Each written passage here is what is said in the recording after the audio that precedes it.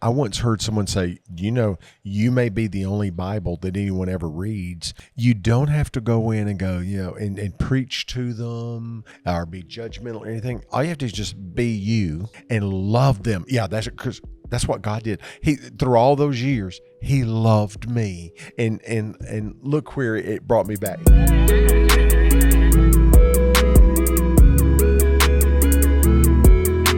Bro, remember when we were in Bible study and we were I'm There's times where I was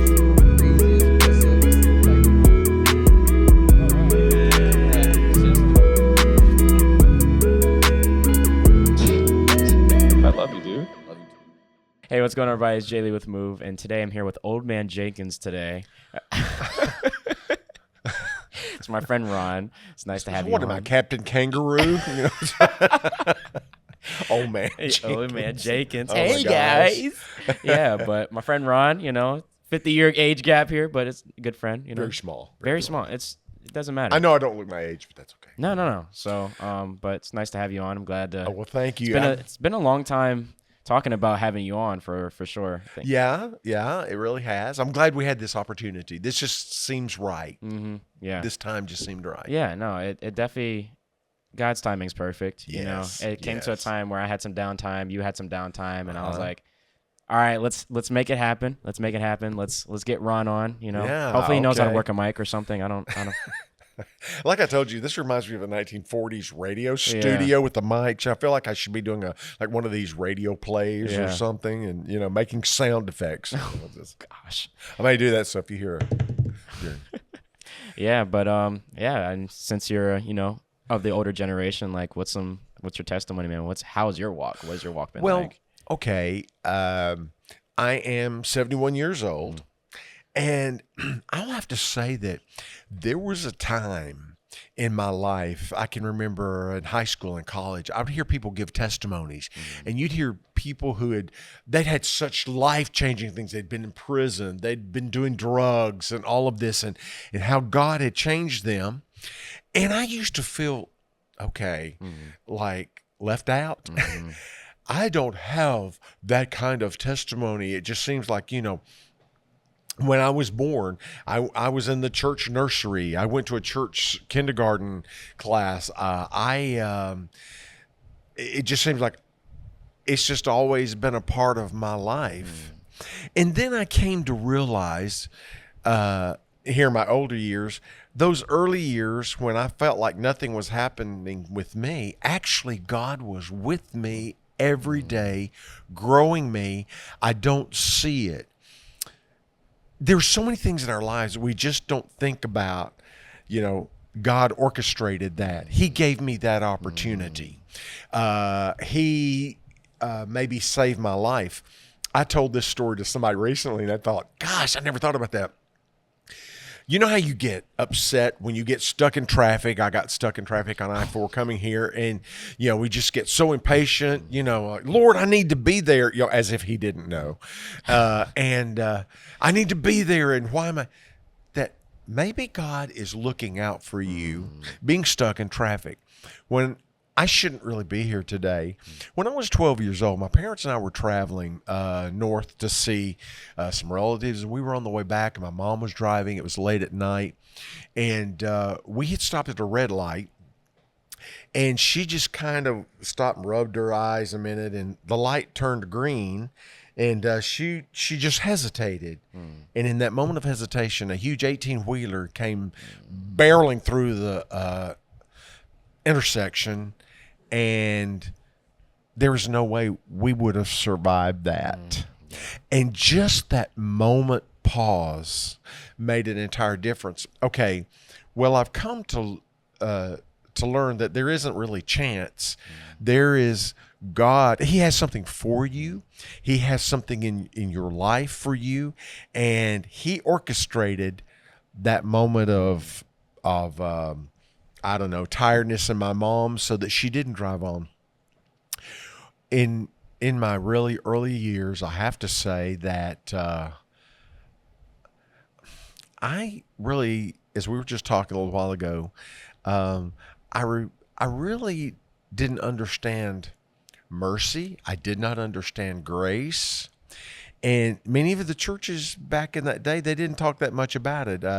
We had a pastor, he talked a lot about hell. In fact, I could have told you as an elementary student, I could tell you a lot more about hell than I could heaven. And those that, the preacher would just scream, and there was a little vein that stuck out. It was on the left side of his neck because I would sit on the second row. And his face was totally beet red and screaming about that. And then I had a Sunday school teacher that, as children, you don't behave as you should. And you might throw a little spit wad at the kid behind you. And if she saw it, rather than just correct you and go, don't do that, or that's not nice, she'd point to you, and she got this really mean face and go, Jesus saw that. And so earlier in my life, I began to look at Christ and at God as kind of a highway patrolman sitting behind the signboard with their radar gun. And the idea of Christ loving me centuries ago and shedding his blood for me never crossed my mind. And I had no concept of mercy and compassion and so by the time I got out of high school, I just had enough of it. I had a youth worker criticize me one time remember I'm 71, so I've been around a long time. Back when I was young, some of the guys had these long sideburns. And a youth worker pulled me aside and said, "Hey, Ron, do you think God is happy with you and those sideburns in his house?" And you begin to think, well, so what else does he like? My socks? Does he not like my shirt? Okay, when I got out of high school, sadly, that's all I knew of my faith. And I said, enough. I've had enough of this. And I quit going. And friends in college, they would be attending church. I said, "Hey, Ron, you want to go with us?" And, absolutely not. And I did things my own way. But you know what? It's interesting. Coming out of having grown up in the church, I always knew he was there. So if I was in a bar, I knew he was there. It was like I didn't feel condemnation so much as I felt a presence of love. And so one time, I have to work not to cry when I get to this part. I was talking to my uncle, and he was such a fine Christian mentor for me. And he knew I was living in a way I shouldn't. And I said something about, well, I suppose you don't approve of the things I'm doing in my lifestyle. And he looked at me and he said, "And neither do you." And that made me stop, and I thought, deep down, there's something else there. And there's I feel God is out there. And it's so, now that I'm an old man, I look back, and regardless of the turns I took, God was always there. Regardless of what I did, he was always there. And it wasn't till really I started going back to church. I found a really good church. I was living in Chattanooga, Tennessee, and I started attending and got to know the pastor and got to know some of the people. And it was a whole different approach. It wasn't, let's look at what you did wrong. It was more of, let's look what God has done in your life. And I began to focus on that. And I'll have to say that we did have a pastor that I love this saying. He said, every day, a little more of him and a little less of me. And that's where I came upon the idea that it's not fulfilling a set of rules. If you break this, you rule this rule, you're going to go to hell. And in fact, the reason I, at age 8, joined the church was my little friend there, Fairfield, at the elementary school, was going, well, you know what? I got saved. I got baptized. He said, and you haven't done that yet, and you're going to go to the devil. And I thought, really? And I think that's what initially drove me. And then, and then there was this incident. My best friend, all through school, in high school, we sang in youth choir together. We went on youth trips. We did things in church, and at a youth camp where they were talking about salvation and God's love for us. He told me, he said, Ron, I don't feel it. I don't believe it. And I was crushed. But Joe, we have lived our lives together through church. We've gone to school together, and we've been in a youth group. And he said, I can't. And I don't know if some of that background of what I had shared with you was heavy on him. And after we left high school, of course, I didn't go to church, and he stopped. I eventually really felt there was something else in my life needed. I was missing. And I came back. He never did. And do you know, I was thinking the other day, about him. I wish I could see him again. I kind of have an idea of where he lives, a small town in Alabama.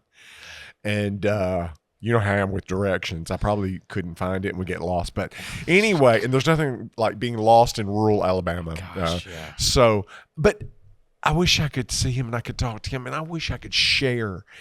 And this is a desire of my heart, that I've come to a point where God has gotten more and more and more in my life, and hopefully less of me. I would love to share this with him. I would love to share with him the things that I have learned, the things I have experienced. And how I wish I could just talk to him and just say, hey, where are you? Did you ever find where you needed to be? And so anyway, that's kind of the journey. One of the blessed things, by the way, I've noticed that God tended to put me where he needed me, whether I knew it or not. I used to be a clinical audiologist, and I worked for many years in the medical field in that way, allied health as an audiologist. But always kind of my heart was I wanted to teach school. And would you believe that in my 40s, I went back to school and took the courses I needed to take to get teacher certified, and became a teacher. And it was like my heart just felt right. But the opportunities I've had to work with students, hear about their lives, some of their testimonies, some of their struggles. And it didn't occur to me until just a few years ago. You'd be sitting there at your desk working after school, and kids would stop by and go, can I talk to you a minute? I'm having problems with my dad. Sure, come on in. Can I talk to you? I'm thinking about making a decision about the Lord. Can I talk? And it occurred to me that God answered my prayer and put me where I needed to be when I needed to be there. Not in my 20s or 30s, I don't think I was mature enough to do that, but to be there at that time in my life. Well, a few years ago, my wife felt that we should move to Orlando. And at first I thought, Orlando, are you crazy? Our son and his family live down here. And she said, well, we need to go down and be a part of their lives, a part of our grandson's life. And that sounded good. But, I was enjoying teaching, and I loved being with these kids. They were so refreshing. Every day they came in, it was like, I don't know, when I'm around people my own age. Now, I'm not putting down boomers because I am one, okay? But sometimes we just kind of get together and we just, But when they entered a classroom, it was like they were shot out of a cannon. Every day, Mr. Cage! And I loved that. And so I so missed it. And I'll have to say, when I moved to Florida, I wasn't totally sold on the idea. But I want you to know that we've become affiliated with a wonderful church. We take our grandson with us to church, and I've been able to join and be able to be a part of a program with our Hispanic ministry and teaching ESL. So you see what God did. He put me in teaching at a time when I needed to be there. He took me through that, and then he orchestrated this, going to this church where I met the right people who now I'm working in the ESL program. And I can, and it's like the Spanish pastor was telling me, he said, by doing this, I want you to understand you're changing lives. And then I began to see that God had been loving, God had been working all through my life. And at the right time, He has orchestrated various things in my life, various ministries. I've been into music, and I've done some of that through church. I've been into drama. We had a Christian drama group in Chattanooga. Oh, really? And and we performed in community theater. Oh, I got to tell you this. This is so awesome. God okay. We were doing the play Narnia, based on The Lion, the Witch, and the Wardrobe by C.S. Lewis. Okay. Narnia. And one of the characters did not know the Lord. She joined up with us because she wanted this part. She had done several acting jobs in community theater there. And so she joined us, and through Narnia and through us just talking about, oh man, look at what God is teaching us through this show, through this play. So she listened to this. She never said anything. One night, she had this beautiful soprano voice, and she had some sort of cold or throat something, and she was very raspy. She said, I don't think I can sing tonight. And we said, okay. Several of us gathered around her. We joined hands and we prayed.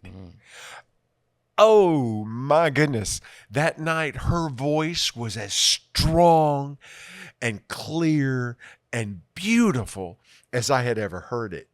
And after the performance, she told us, I'd love to talk to you all.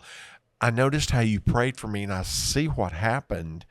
And I want to know more about God. I want to know more about Jesus and understand what happened tonight. And so I've been able to be a part of these things and to see God working. And so since I have retired and moved to Florida, and I thought, okay, what am I going to do with myself now? I mean, and I've become, God has put me in this ESL program.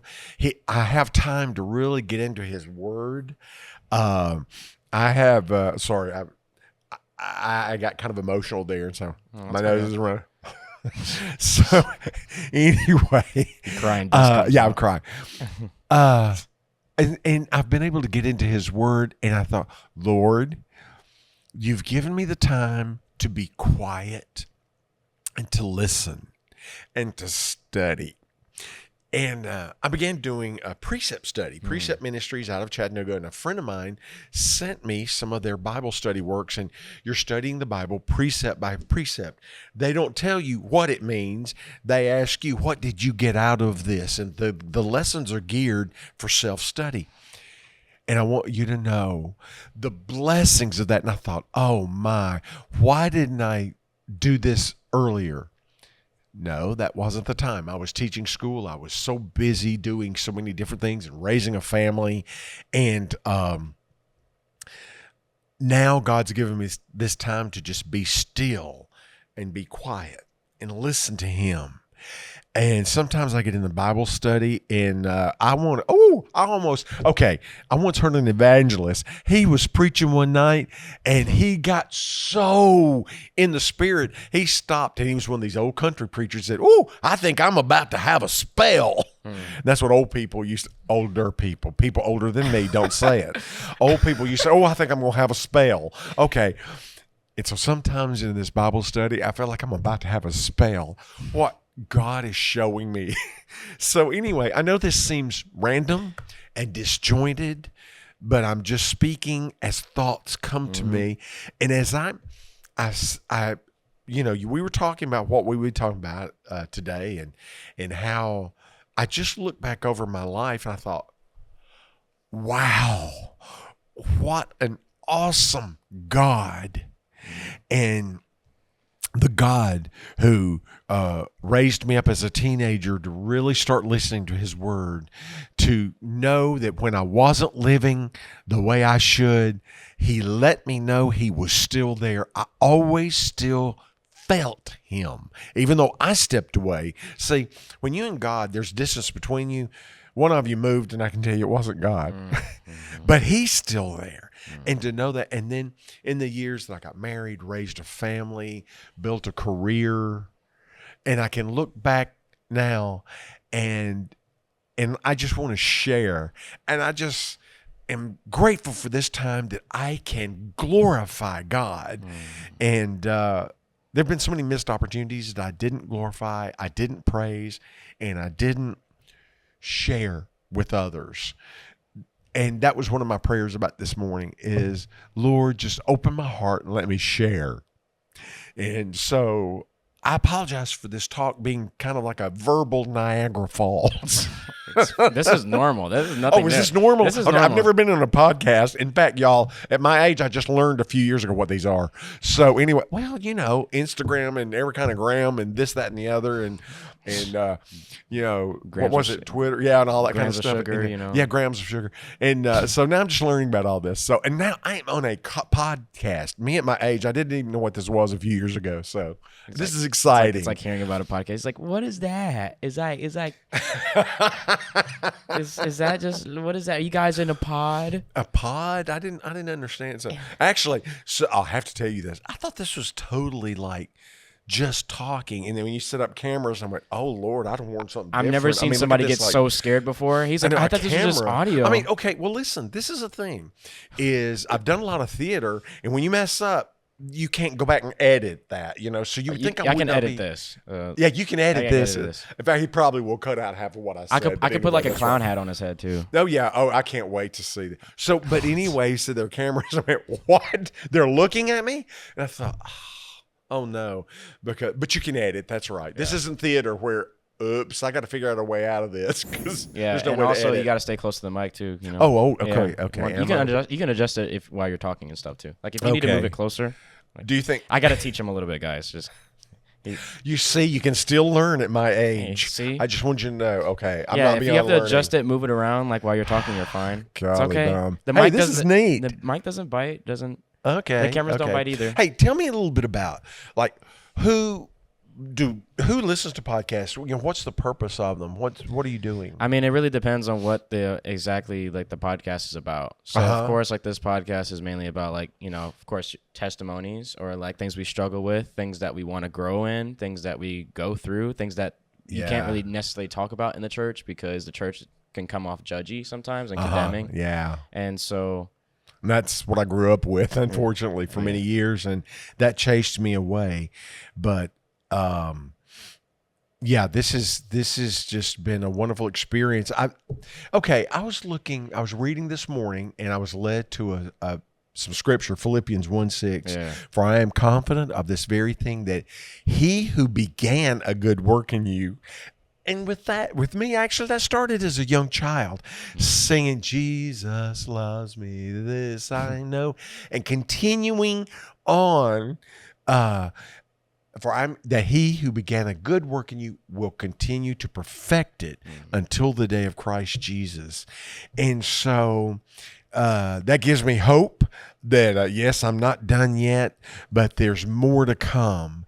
And I feel at my age, there are people who, now, if there are any of you boomers listening, and now listen up. Sometimes we start thinking, do boomers listen to this? Or they probably don't even know what it is. Some do. Oh, really? Okay. Because I did very it. rarely. Very rarely. But Okay. there's some that I know. They think, well, this is the end of my life, and I have raised a family, and I have worked, and I guess I will just go play golf in Florida. Well, let me just say this: I don't know how to play golf, and I think every day is exciting. There was a song we sang when I was a child, and in Sunday school. It's every day with Jesus is sweeter than the day before. God. Hey, listen. You wouldn't believe I actually did some musical. Yes, you did. So when he starts singing, I'm just like, are you kidding me? Every day with Jesus is sweeter than the day before.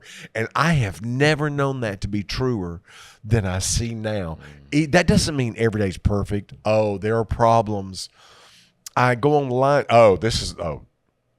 This is terrible. I go online sometimes to look up an old buddy. Wow. An old buddy,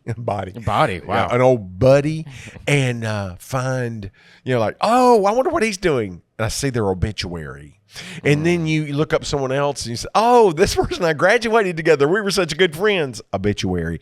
And so, there are times when you think, did I miss checkout time? But no, it's even at my age and even with the loss of people I loved, I cared about, you do, at my age, you do end up outliving a lot of people. And, but every day is with Jesus is sweeter than the day before. And that song just came up to me. I can still hear it in my head.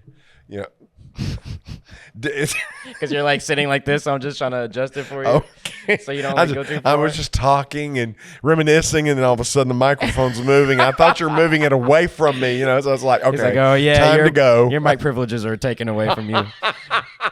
Yes.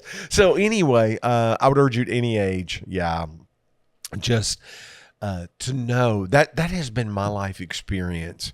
And I appreciate the opportunity to share, because I feel like even at my age, and folks, even if you live to be 90 or 100, by the way, I told my doctor the other day, he said, how are you feeling? I said, I've decided I'm going to live to 100. And he said, I like hearing that. And then later I thought, gee, I hope it's true. But anyway, do you know what? If I've got 29 more years, to me, they're going to be exciting, because it just seems like every day I'm trying to live so that more of him and less of me. Yeah. So I personally, now I'll start looking this way, because we're back on now, and I can talk. Am I supposed to look at you? Yeah. Okay. I mean, you can. Unless you want to look at the sky. Well, I don't want to eat this microphone. I can move. Okay, there we go. Yeah, no, that's fine. As long as you stay close to it, we're good. Okay. Yeah. So I don't know. I've had this conversation with somebody else the other day too. Because 21 years old, right? And I feel like I've been on a plateau lately. And so this entire month, I haven't done anything with the podcast. Yes, you guys been seeing videos, has been uploading shorts, whatever. But truthfully, this is probably my first time in the studio for weeks. I've not been here. And I feel like because I've been going through such a spiritual battle in myself. Okay. And I just kind of feel like I'm, in a sense, I'm growing, but I'm not. I don't, and of course, because, you're 71 years old, I can't imagine what you have probably been through in those 71 years. Yeah. Especially, your walk with God and stuff like that. And I've talked to, some friends yesterday about, how I've been feeling about being on a plateau and stuff, and just feeling complacent in my walk. And it hurts me, because I'm like, I don't want to stay complacent in my walk. I want to continue to grow, and I want to continue to grow in God. And, I don't know. I've been kind of up and down with it. So that's why I'm being open and saying I haven't been in here for weeks. Okay. Me and Gary were talking. I'm just like, dude, this will be my first time in the studio for a while. I miss it. I do. It's just I didn't feel like I was in the right mindset to do an episode. Okay. And so that's why I feel like this is great timing, because now I'm slowly getting out of that era now. Oh, and those things, by the way, that happens in through your life. There are times when it's not that you feel distant, you just almost feel stagnant, or you're you're not growing and going and changing, and there are times that you go through, and that's normal. Yeah. That is normal. You experience that in in your life as a student. You experience that as a worker through the years. There are times when your job just seems droll. You don't feel like you're moving. There's sometimes in school you feel like I'm not learning anything. I'm just marking time, and that's a normal life process. You go and grow, then you kind of, I don't know, chill, mark time a little bit, and then you grow. But this is one of the things I've seen is I've been through so many of those patches, even one not too terribly long ago. But yet it's like we pick up with it and something happens like this podcast. And I don't know, just some opportunities that have come to me recently that I hadn't had, and just that God has put in my way, and I've been able to see His grace and His love and His work, and the thing is like you said, you haven't been here in a few weeks, but you're here today. I hear him. My thing is too, it's been hard to stay consistent with this because I felt like, again, this has been stagnant. Okay. And, me still uploading videos, me still dropping shorts I've finished recording those like late January, early February. Okay. So they were already done. Yeah. They were just dropping. And so I was like, I'll just take the month off. I need a break. I need a second because I've been working really hard on this podcast for months on end. I need a second. And I've always seen people say, oh, like if you have a podcast, you need to take a break sometimes. I'm like, nah, like if you're really dedicated for it, you don't need to take a break. And I didn't realize how much that break meant because with how much I just went through this entire month, I needed it. Yes. Because there's no way I would have been able to do the episode during the month because I just wasn't in the mindset. Right. I just dealing with personal issues, right. Sin, my relationship with God, and just personally my growth and my own relationship with myself, just dealing with that this entire month of February it's been difficult. And I would be lying and saying I didn't have the thought of just giving this up. I definitely had the thought. I'm like, I just want to stop doing this. Okay. I don't want to do this anymore. But I had to sit there and think. I'm like, but I have a free space. I have free equipment that was given to me to use. Right. Gary's helped me in this. Uh-huh. You know what I mean? I've had people on that loved being on. I have people that watch that love watching it. It's like for me to give up. It's like not only am I turning my back on God that He's instructed me to do this, but I'm also turning my back on those who are watching that are counting on more episodes or are counting on, more things that come out and hear more things about me or somebody else or just that growth to help them. And it's like, if I were to give up, then what is the point? What was the point of even starting if I was just going to give up? It's been hard. It really has been. And that's why I'm really joyful that I'm in here today because the fact that I was so close to just being like, I'm done with this. I can't anymore. I wanted to just throw it away. You know what? And it's interesting that you should share this because, we were going to do this, I think a week or so ago, like 2 weeks ago. Yeah, 2 weeks ago we had talked about it and I had just a lot going on then. But you know what? I was talking about God's timing, and it's like, and I want you to know, I think I said something to you about, hey, you mentioned that podcast. We were going to do this. Let's do this soon. I really felt, and this is the thing about, I used to think, how does God talk to you? And I just used to wish He would text me or send an email or something because I don't know if this is what you're wanting me to do. Yeah. And you know what you find, the more you pray and the more you're in His Word and the more there is more of Him and less of you. Now, I don't mean to say I've arrived. Oh, heavens no, not at all. But as you go and grow, it's more of you feel like you should do something. He guides you. And I used to think, well, how does God talk to you? And what I realized is at this moment, I realized he led me just, you need to do this podcast this week. And that's why, you reached out to me and we were talking and as I was talking to you, we need to do this. We need to do this. Yeah. And I didn't know why, because I was kind of nervous. I had not done anything like this before, but and this is a long way over here from where I live. Oh, Lord, thank you for GPS and thank you for phones that I was scared he got lost. He came here a little late. I was like, man, he must have lost his map. Back in my day, you have to pull in at a gas station and ask somebody like, how do I get to, and after about 10 gas stations, you got there. But, this is just so nice. The phone, and it told me where to turn and how far and everything. So this is, but to come over here and this was right. Yeah. This was what we needed to do, and because we talk a lot. A lot. We've had a lot of deep conversations. Like the last conversation we had when the last time I went to your house, I was like, man, like we need to get on and just talk. I think that's where you realize, hey, we should do this sometime, and but I don't know, the timing for today was just so right. It was because I talked to you then, and I still was going through that phase too. Oh yeah, I know. So it wouldn't have been a good time to do it then. No. But again, God's timing is great and so much better than mine.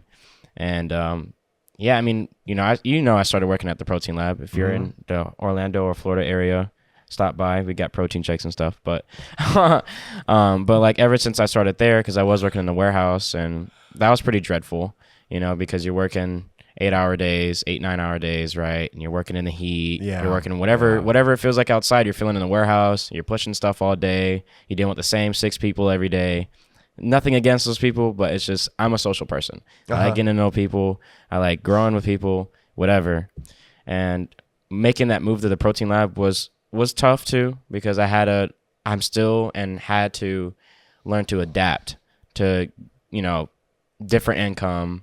Different people, different environment, but it's been great. And yesterday we went to an event, actually, to UFIT, not the one in Orlando, but the one in Altamont. Okay. We went to an event. We set up a table, talked to a lot of people. I had a crap ton of energy, and I just felt great. And I had a pretty rough day. I was like, man, this day sucks. No, I didn't say this day sucks, but I was like, I just don't feel great. I feel pretty rough right now. I'm not feeling good. She's like, well, go home and take a nap. I was like, no, if I take a nap and I go home, I'm not going to want to come back. So I'm like, because I want to be here and help you, and because I want to go to this event, let's meet people. Let's help grow the business. Let's do this. And I was like, let's go. I told her, I was like, just because I feel this way does not dictate how my day is going to go. Just because I feel this way, this day is going to be fine. It's going to be good. I just have to get through this rut. And she's like, I give you so much respect for that, because not a lot of people have that mindset. They feel that way, and they already speak life. They already speak death into the day. This day is going to suck. Well, yeah, it is. It's going to suck because you just spoken life into that. You know what I mean? And, power's in the tongue. And the Bible talks about that too. We speak life, we speak death. And I had to say, I was like, as much as my flesh wanted to sit here and complain and say this day is going to be terrible and it's not going to turn around, it's just what it is. I had to tell myself, I was like, no, it's going to be good. That's kind of like the other day, someone told me a story about an old lady, coming out of church, and her pastor said, well, how's everything going? She said, it's going very well, except for all the in my life. And the pastor said, well, let me tell you, as long as you're looking for them, they're going to be there. And I stopped and thought about that. I thought, there have been so many times that I was looking for the bad things in a day. Yeah. Or when you get in this slump and you go, you know what? As a Christian, I am totally worthless, and I'm not growing. God can't use me. Well, listen, do you know how many times I've been through that? And but once again, He was always there. And sometimes I have prayed, Lord, I almost don't even know what to say to you. No. I mean, of all the beautiful prayers I've heard in my life, and here I am sitting there, I really don't know what to say. I don't know what's going on. Just guide me and keep me like you did in the days when I was so far away from you, but I knew you were there. I had the glimmer of your presence. And so that's just sometimes, hold me through it like you did. And so you're right. If you look for those monsters in each day, you're going to find them. It's like if you're going to look for something bad in somebody, you're going to find it. Yes, you know, yes. and rather than focus on just getting to know them and knowing their spirit and understanding them, you know, you're going to search what you look for in anything, whether it's people, whether it's a TV show, whether it's a movie, anything. You'll find anything if you, and even in your day to day, if you try to search for things bad, and that's what our flesh does.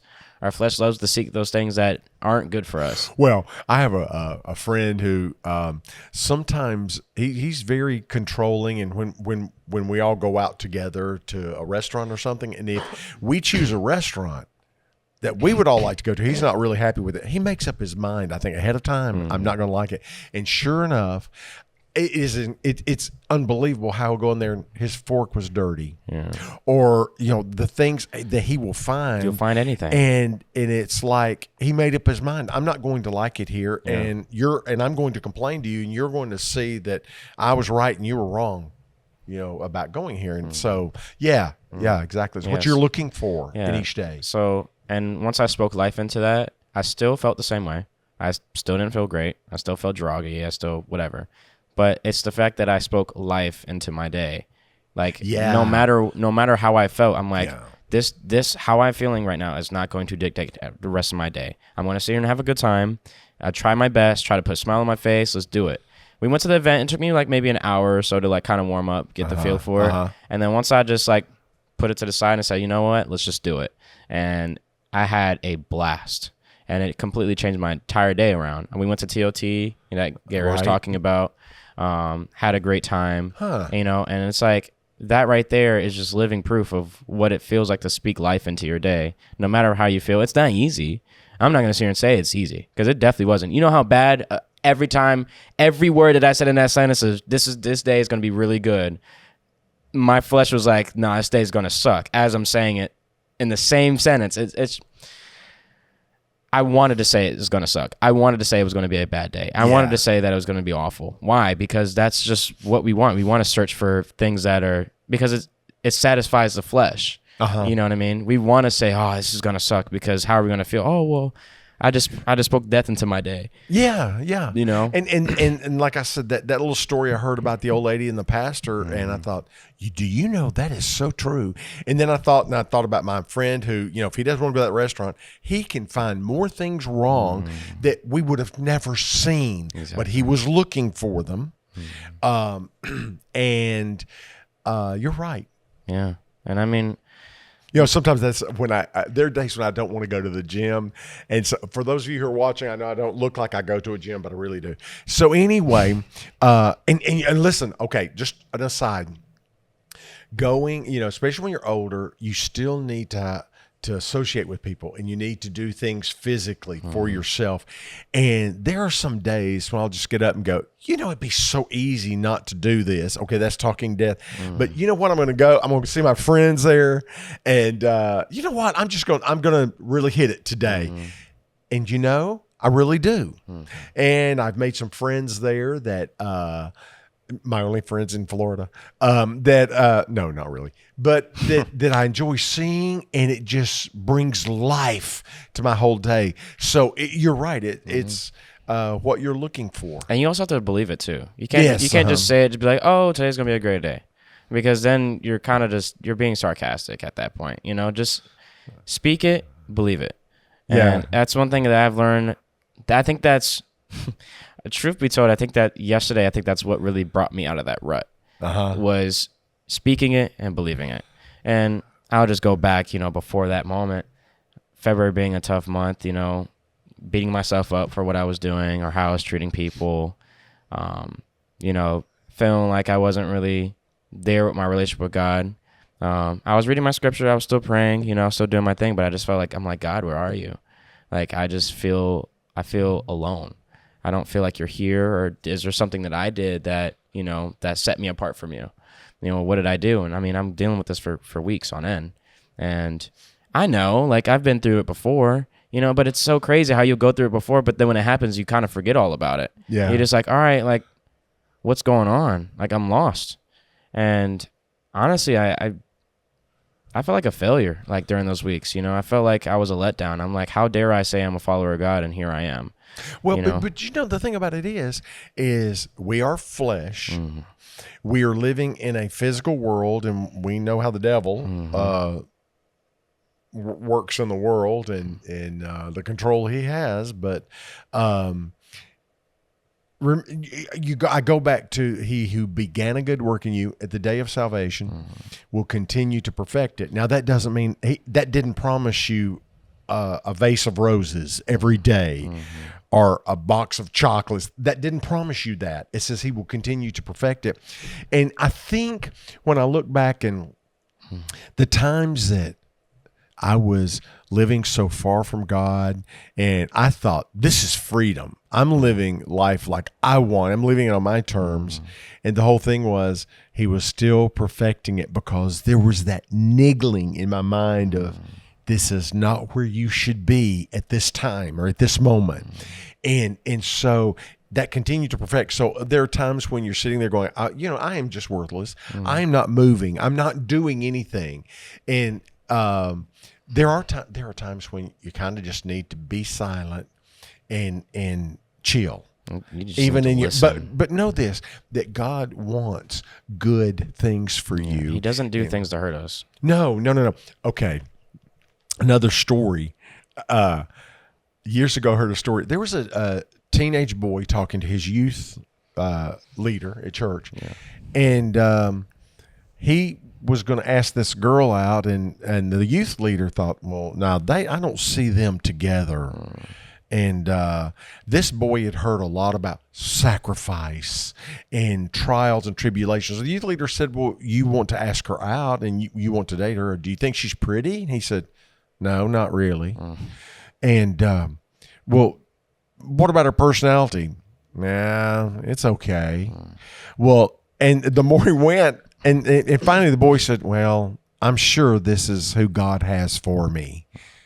And it was like, you don't even like her. You don't think she's pretty. You don't like her personality.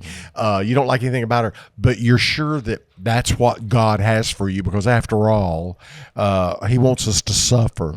And somewhere this young man got it in his head, he wants me to suffer. He just, I don't even like that person, but that's who he wants for me. That is not. No. He wants good things for us. Yeah.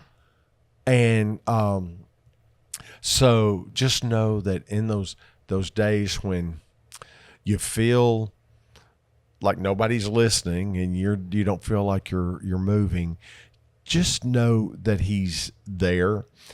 Have you ever the peace that you feel walking on a beach, to me, that is the most peaceful thing, to just walk along and you hear the waves and so the wind's calming. blowing Yeah, and it's so some of the, and you know how calming it is. Okay. Yeah. Well, have you walked on the beach with someone? Okay.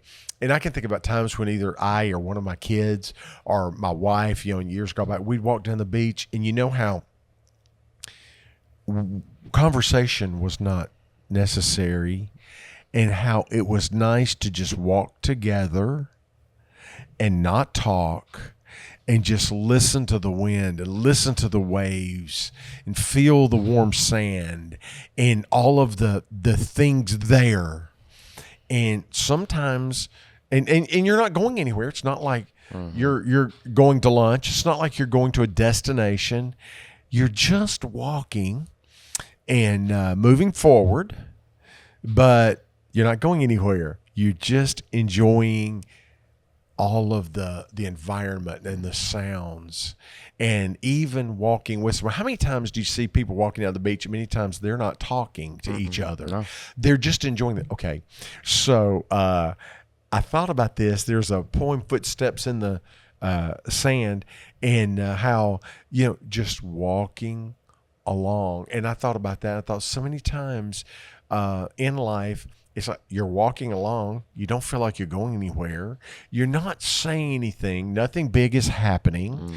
But you're walking together and just going through life and listening to the sounds and feeling the wind and feeling the warm sand, right?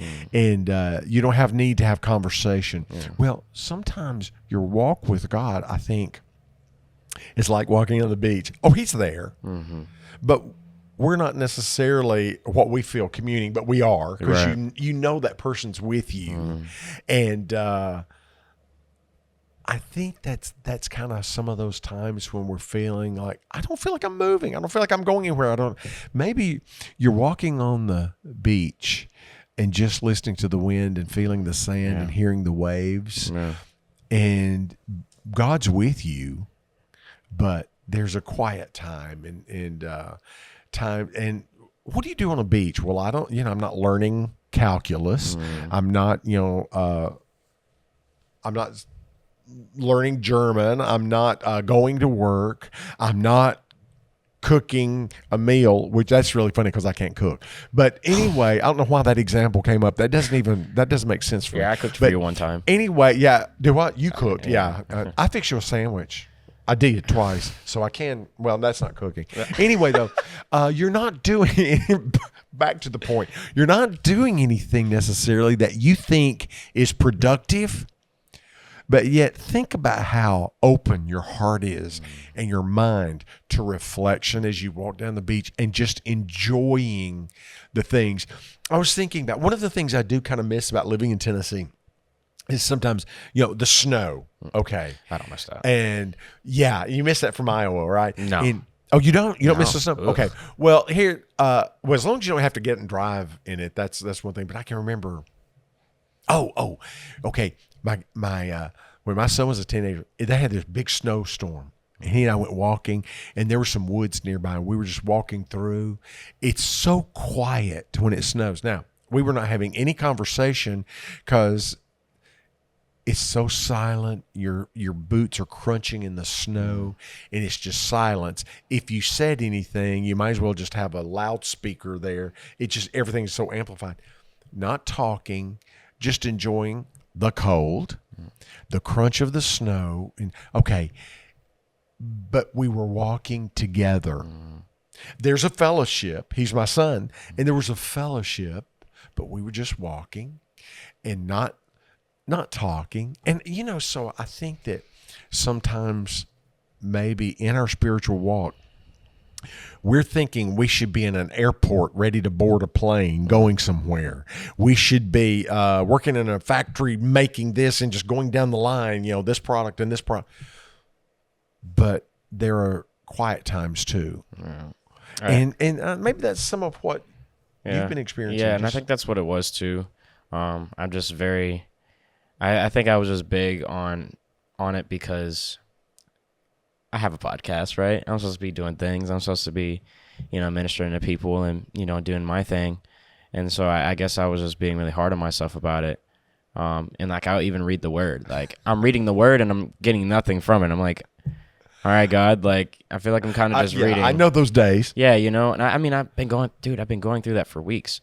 It's like every day I'm open, I'm like, all right, I gotta, at least I get to read my word today and, talk to God. But I just feel like it's just, there's nothing there. Mm-hmm. And I was reading Old Testament and stuff too. So sometimes you get something, sometimes you don't. And maybe it's not time for you to really understand anything yet.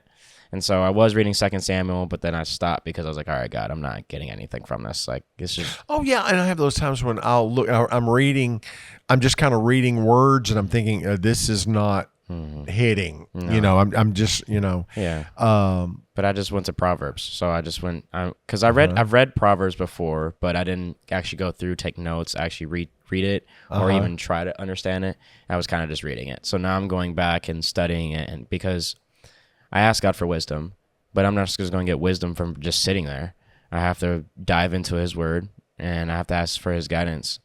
And I just feel like these these past few weeks has been nothing but growth, even though I felt like it wasn't growth.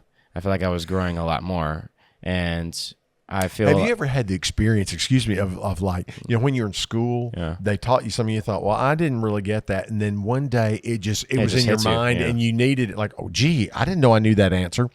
And so there have been times, and this is hilarious. I'll read the Bible and I'm thinking, I'm not even concentrating on this. I'm thinking about, something I've got to do this afternoon or I'm, like, oh, I've got to drive so and so, and I really don't want to deal with that traffic. And you're reading scripture.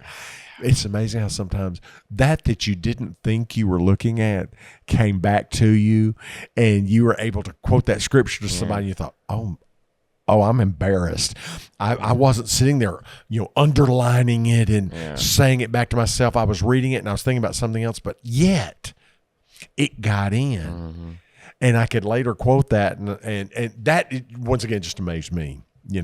I think one thing that always stuck to me is I can't remember if it's Romans chapter 3 or 5, but in one of the chapters it talks about perseverance and character when you go through your struggles and stuff.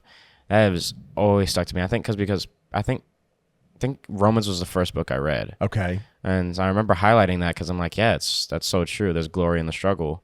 Our struggles we go through, they build our character. Mm-hmm. We're supposed to persevere through those. Well, they're saying, and just like I was talking about God's timing and things that He has for you. Okay. We didn't pull out in that intersection because it was not meant for us to go at that point. And so there are just times when we go through some things, and I'm old enough now that I can look back and see why I maybe had gone through a struggle, and then later there was a time when I could help someone else through theirs because I had been through it. And at the time, you don't enjoy it, and you're just, Lord, I don't like this. It's like it's because it's uncomfortable. Yeah, it's uncomfortable, but I've learned from those struggles, and they weren't good. Family problems, things like this. I guess, gosh, this memory just came up. When I was in middle school, my parents were having some real struggles in their marriage, and I was the youngest child, so I was still at home, and just the fussing and the fighting, the tears, and the times that I could hear them arguing, and I went to sleep crying and everything like that. And you just thought, Lord, I so resent my parents from that time, and I just so resent the tears they brought to my eyes, and I just and by incidentally, in times a few years later, both parents asked me, when their marriage was on a good, solid, firm rock with Christ, they asked me to forgive them, and I did. And then you know what? When I was a teacher, I told you about some of the students that would come by after school. Some were experiencing family home problems that I had experienced. And so when they would say, they would just start talking and start crying, and I would cry, and I would be able to share some of mine, and said, yes, I know how much it hurts. So I just, excuse me, and I'm going to go get another box of Kleenex. I'll be right back.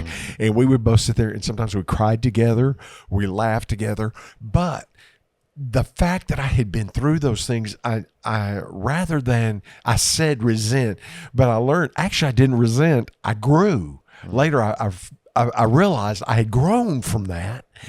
And then when kids would come to me, and they're about that age that I was teaching, and would sometimes share, or they would come in and say, Mr. Cates, I'm sorry I'm falling asleep. I was up all night. Mom and Dad were screaming at each other again. And then, I could think back to the nights I had experienced that. And I said, it's okay. If you slip off and go to sleep, we'll cover it. You can come back after school or someday when you're in a better frame, and we can go back over it. So just do your best. Do what you can. I would not have known to do that instinctively had I not been through that experience that God allowed me to go through. And do you see how it enabled me to minister to some other people there? And like I said, guys, I'm probably older than most of you. I'm probably 2-3 times your age. But I'm here to tell you that when I can look back, see, I have the advantage of hindsight. You're looking back over 21 years, and that's a lot. But hey, look back over 71 and all the things that have happened. But I see that all of those U-turns in the road and all those bumps in the road gave me some strength that later I needed, or gave me the ability to help somebody. And that's why, who knows? Years ago, as a 16-year-old sitting there laying in bed going, oh, I wish they would divorce and just end it. I wish this was over with. And then here I am sitting so many years later listening to a 16-year-old cry their eyes out, and before going to football practice, crying their eyes out, and me crying with them and going, oh yes, I was there, and yes, I did survive.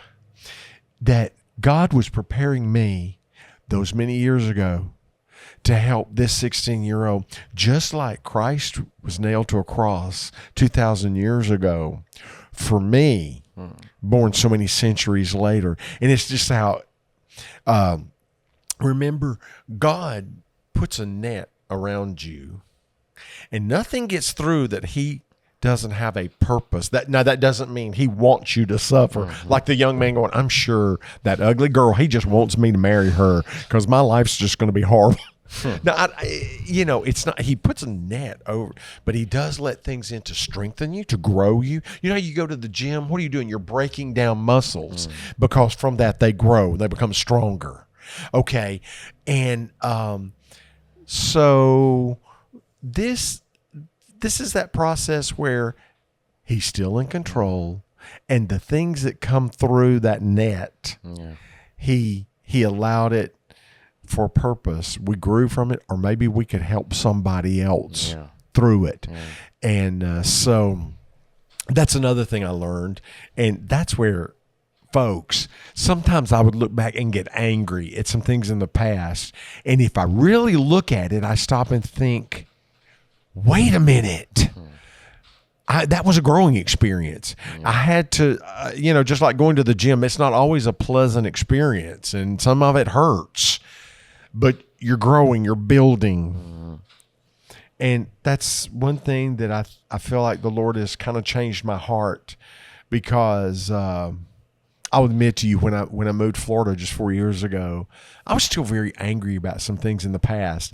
And this is one of the things where getting into his word and through prayer and just that the Lord has shown me how I grew from those things. And come to realize he loves me, and he has indeed protected me.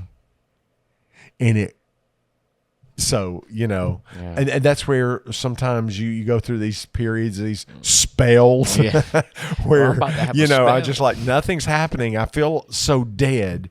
You're not really. Look at it as you're kind of walking on the beach right now. And for some reason.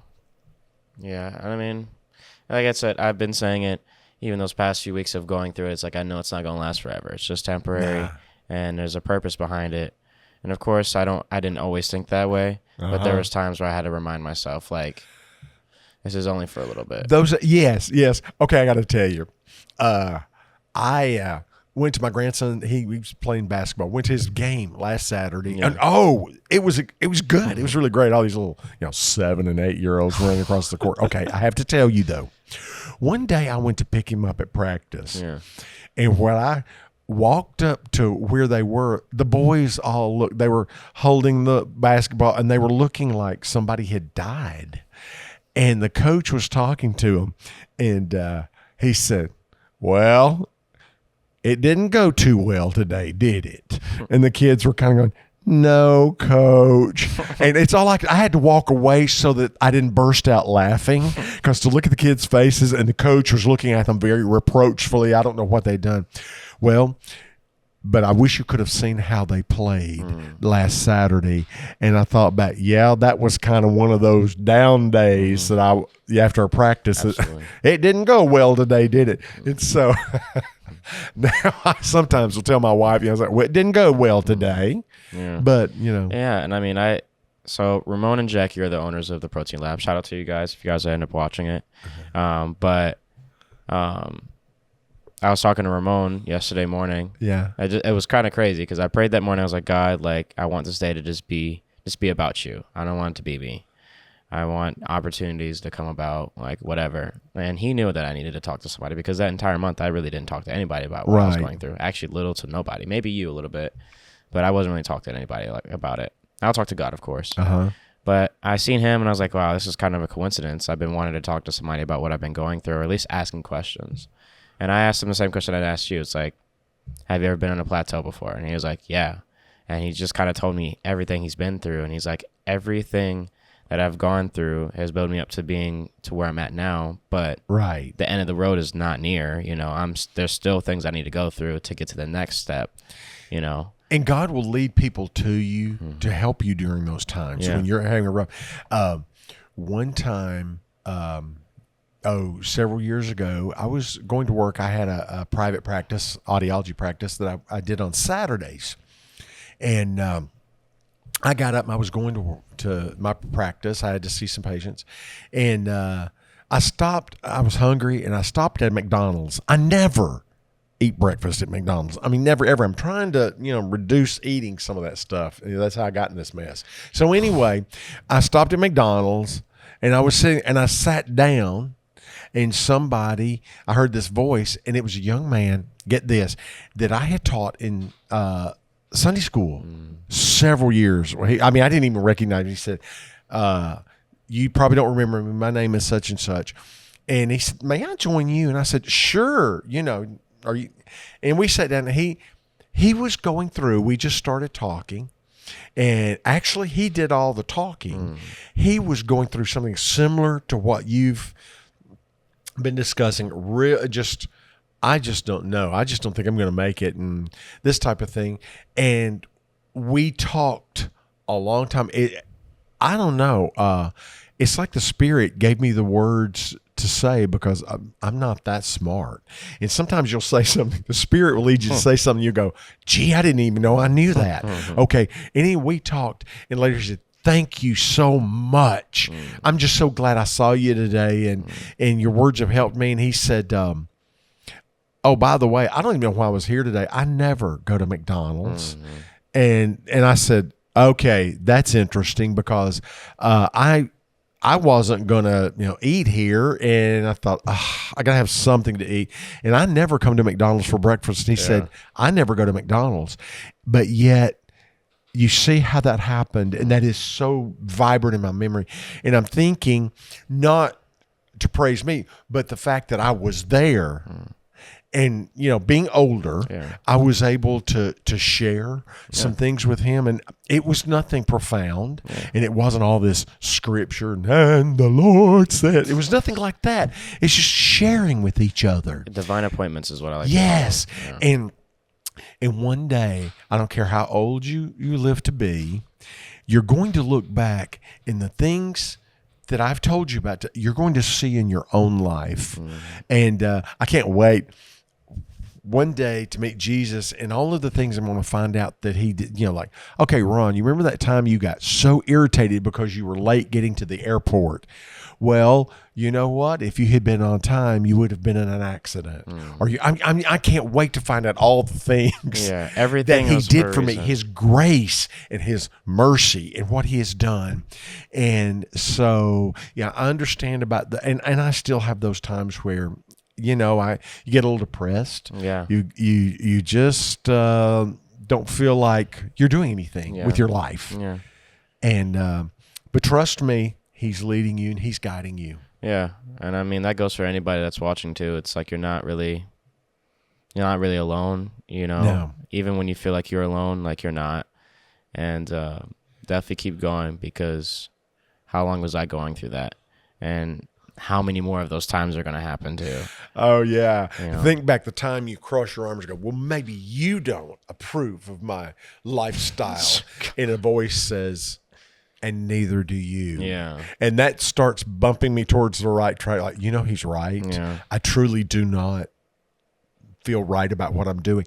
So, that voice is just out there going, you're fine. And I think another thing that was not really too much of a big battle, but I think it was, of course, some doubt, of course, as far as like career choices. Because, like 21 years old, you want a certain life, you want You want to have a family. You want to be able to provide for them. You want a house. You want a nice car, whatever, things of that nature. And you're just like, well, God, I don't want to make the wrong decisions of going down the wrong path, you know? And so like me leaving the warehouse and going to the protein lab, I was kind of having that battle of like, maybe I should have stayed at the warehouse because consistent paycheck, you know, consistent hours, right. You know what I mean? And I was just comfortable. I was like, I wanted to go back. As I think about like the Israelites when Moses was leading them through the desert, right? And how many times they said to Moses, well, you should have just left us in Egypt. We had food, we had water, we were getting beaten, but we had a place to sleep at night. You know, how many times do we like to go back to something that's comfortable to us when it gets uncomfortable? I stepped out of my comfort zone to go do this because, for one, I went to the protein lab at first for a reason. I don't know if I ever told you the story, but I remember I just got done at the gym, and I've been wanting to go to the protein lab for a while. I've been wanting to go there for at least a year, but I just haven't really having a chance to because it's been busy, financial issues, you know, things of that nature that I was going through.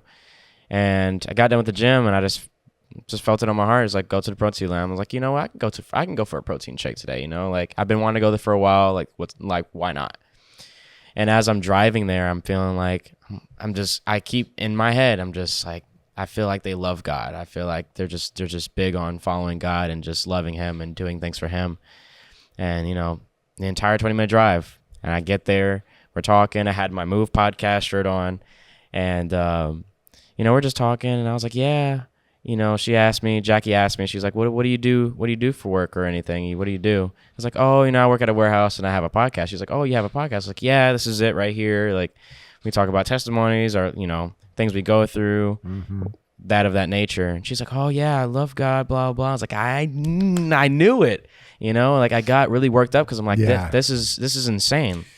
And I look at that and I'm like, you mean to tell me that God didn't put me there for a reason? He didn't tell me to go there for a reason. Like, I have to keep going back and remind myself that every time I doubt it, because although I want to go back to the warehouse because, again, consistent paycheck, it was, you know, like, you know what I mean? Like it was a different world. And so I wanted to get out of that warehouse. I was excited to get out of that warehouse. My last week, I was excited. I'm like, last week, y'all can deal with this crap. I'm about to leave. Y'all have a good day type thing. And so now, and I told Ramon this yesterday when I was talking to him. I said, the moment I'm dealing with a lot of doubt, I know where I'm at, where God wants me, because that's just Satan tempting me. Mm-hmm. He's just sitting here and telling me, oh, you're not doing what God wants you to do. You're not good enough. You're worthless. And I felt like because I was dealing with that the most, I was like, I feel like this is where God really wants me, because if I'm being that tempted by Satan or by my flesh, then I'm right where God wants me to be, because it's uncomfortable. Well, and you know, you're talking about, well, you're 21 and you worry about, am I making the right decisions for my future? And well, that's normal, you know. And at any age though, 4 years ago, my wife says, let's move to Orlando. And I'm like, what is wrong with you? I mean, I thought, you know, I've taught here for years. I've seen, you know, I've worked as an audiologist here. I've known a lot of people, and all of these, you know, things we've done. We've been in our church for years, and it's comfortable. And I wanted to keep teaching a few more years, and I just, you know, that's comfortable to me. I know what I'm doing. I like it. I enjoy it, and we have friends here, and we, you know.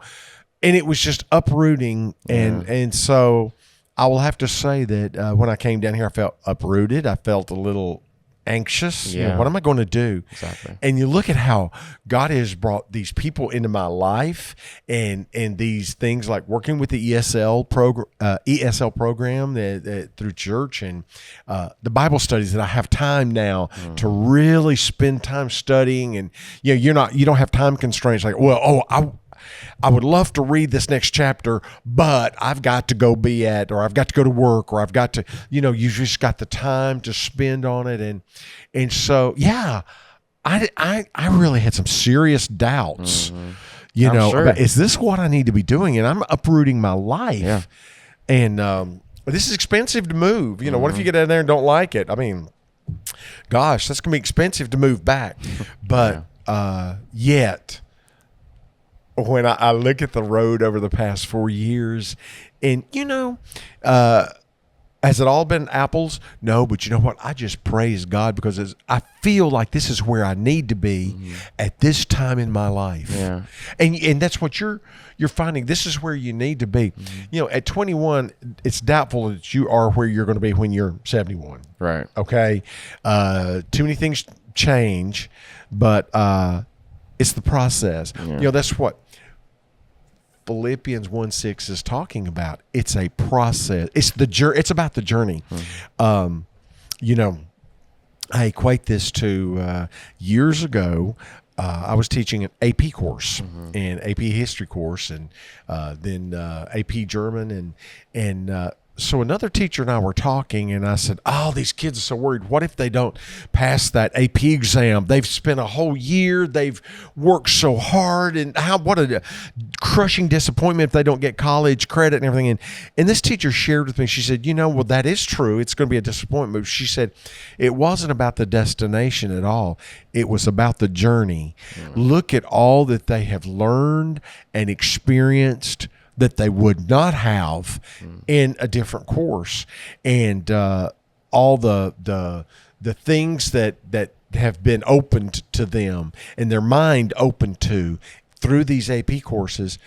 Well, somehow that's Philippians 1:6. Okay, some of them, if they didn't get their college credit, they weren't perfected at the end, but in a way they were.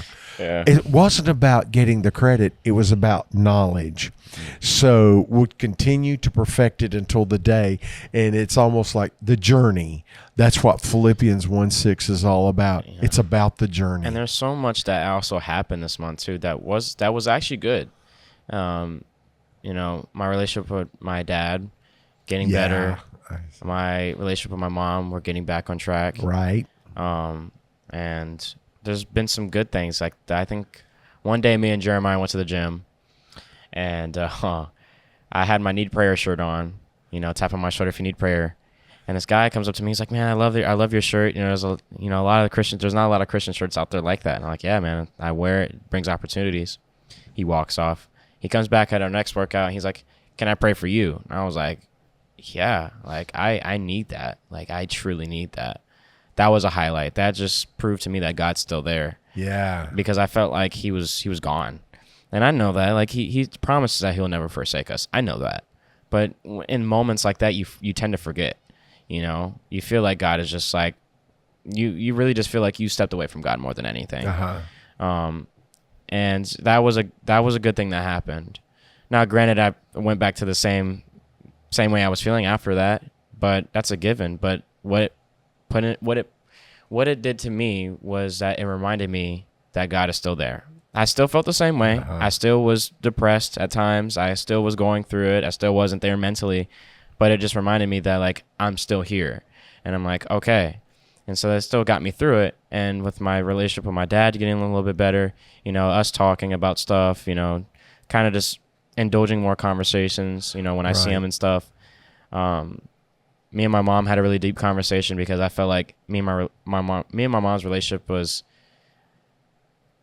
I was really resentful towards her because I would think about my childhood, and I knew my childhood from a kid's perspective. Exactly. I didn't understand why. I'm with you there. I didn't understand why things were happening the way they were happening. I didn't understand why certain things happened. I didn't understand why she hid me from my dad. I didn't understand any of those reasons. But when she explained it, it all made sense. And I don't hold grudges above them because they were young. I get it. My dad did some wrong things. My mom did some wrong things. Nobody's perfect. And when she told me a lot more things, and my grandma, she passed away about a year or two ago. Yeah, I remember. And, that's been eating her alive. And she told me, she's like, if it's the one thing that we're doing right now, I didn't get to do that with my mom. And it hit me. And I was like, yeah, like, here I am being resentful. And, she never even got the chance to have this conversation with, my grandma before she passed. And I mean, my grandma, she was bedridden because she had a heart attack, back in 2015, and she couldn't speak, walk, basically function. she would just lay in bed, and she had to get taken care of. And so for those 5-6 years, nobody really could talk to her or anything. Really deep conversation. I ended up buying her a Bible, because I was like, Mom, like, you say you pray and stuff, but I want you to grow too. And like, I will buy you a Bible. Don't worry about paying for it. I will buy it to you. Like, literally that night I bought it. I was like, here, I'm buying it. Here's the shipping information for it. It should notify you, like, because it's one thing I want the same thing for everybody. And if it's one thing I noticed too, when I was at my house the other day, I came home really late, because sometimes I come home really late, and I walk in the kitchen and I seen that my dad and my stepmom, they had a prayer and promises book, and I was like, whoa. It's like, you guys, I've never seen any of you guys read anything as far as prayers or anything. So, okay, God's working somewhere, and I want to eventually buy them a Bible too. And I'm starting to see God work in people's lives that I want Him to work in the most, is because I want the same thing for my parents. I want my dad and my mom to grow in God a lot more. I want them to see what I see. I want them to, go through what I go through and witness what I witness, because, like, truthfully, I'm not selfish. It's like the parable in Luke where it talks about nobody gets a lamp and hides it under the bed. You get that lamp and you put it on the dresser so everybody can see. And that's what I want to do. I want that lamp to be as bright as possible on that dresser so everybody that walks in that room can see it. And if every opportunity that comes about, I can do my best and try to minister to them, Right. And so that was a good thing that really happened last month in February, was that just noticing that and really having that talk with my mom meant a lot, because I don't want to have resentment towards my mom. You know what I mean? I don't want to have the relationship with my mom, because I'm supposed to honor my father and mother. But and it's the thing that I want you to see there is that I once heard someone say, you may be the only Bible that anyone ever reads. You don't have to go in and go, and preach to them, right, or be judgmental or anything. All you have to do is just be you. Just love them. And love them. Yeah, that's what God did. He, through all those years, He loved me. And look where it brought me back. He just loved me. And you just loved them. They saw you going to church. They saw you living a life of commitment and a life in which you were growing. And I'm sure that living with you, knowing you as well as they do, they saw the growth. I'm sure they've seen the change. You can read your children, trust me. And they saw the growth, and that in itself spoke to them. Yeah. You never had to sit down and go, okay, everybody get out your Bible and we're going to look at this. You never had to do that. You see, you were the Bible that they read. Yeah. And it brings tears to my eyes, because I remember on my birthday, had a great birthday party. I had a blast. It was amazing. And I remember my dad gave me a card. Everybody basically gave me a card. My dad gave me a card, and his meant the most to me that night. Because I remember I opened it and I read it, and it was like, I'm very proud of you. Although that really, I'm proud of you. I see your growth, and I've seen that you're becoming a better person, better man. And although you're not on a path that I wanted you to go on, you're still on a good one. Mm-hmm. And it just meant a lot, because to hear that from, somebody that I deeply care about it touched my heart in a special way, for sure. Because me and my dad, we don't really have deeper conversations like that. And so when I just read that, I couldn't fathom, like, how much love was put into that. Right. Because then again, me and my dad don't really talk like that. And of course I want to start doing that a lot more. I want to start I told him a couple of weeks ago, I was like, man, I want to start hanging out with you guys a lot more. I want to start spending time with you guys.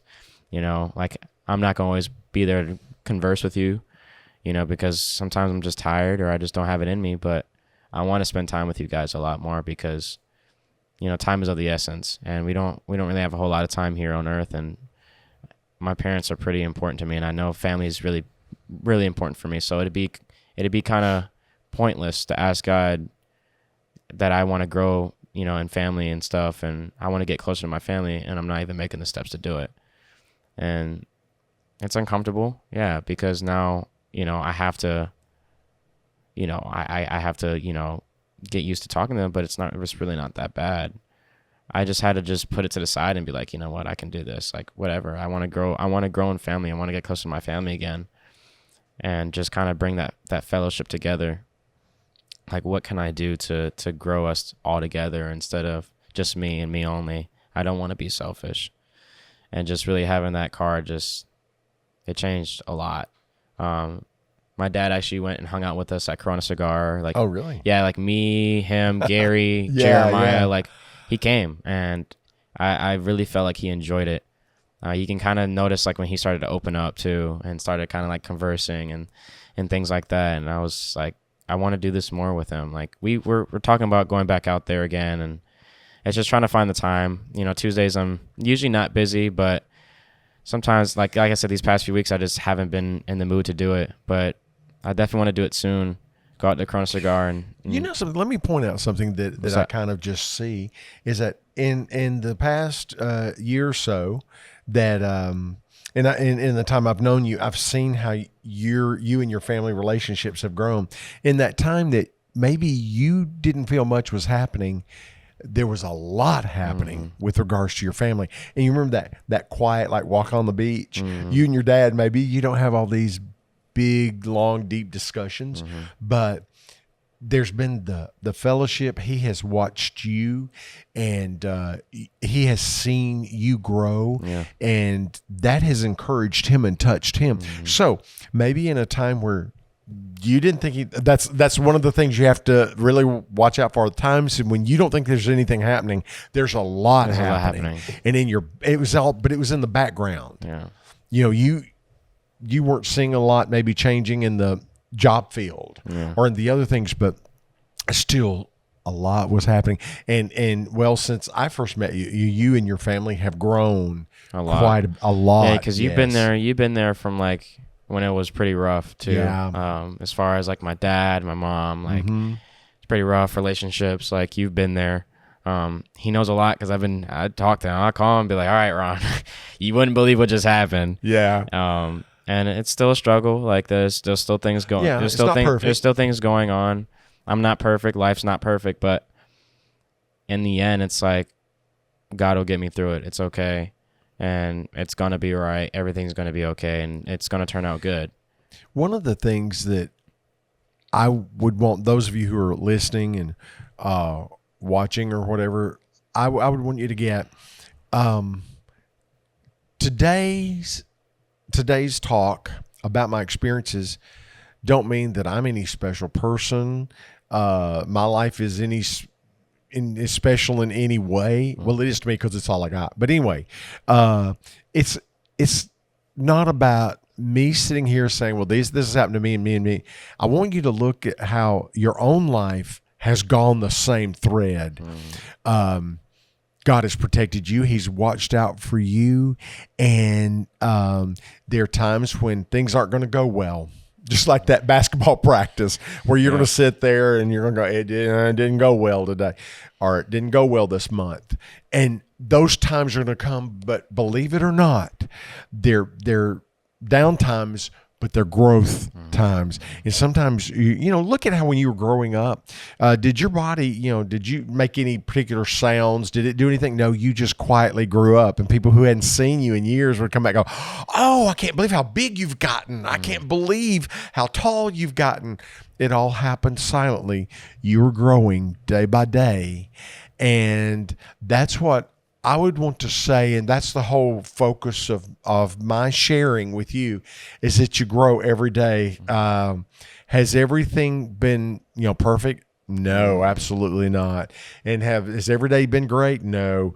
But I want you to know that God loves you, as I came to realize He did me.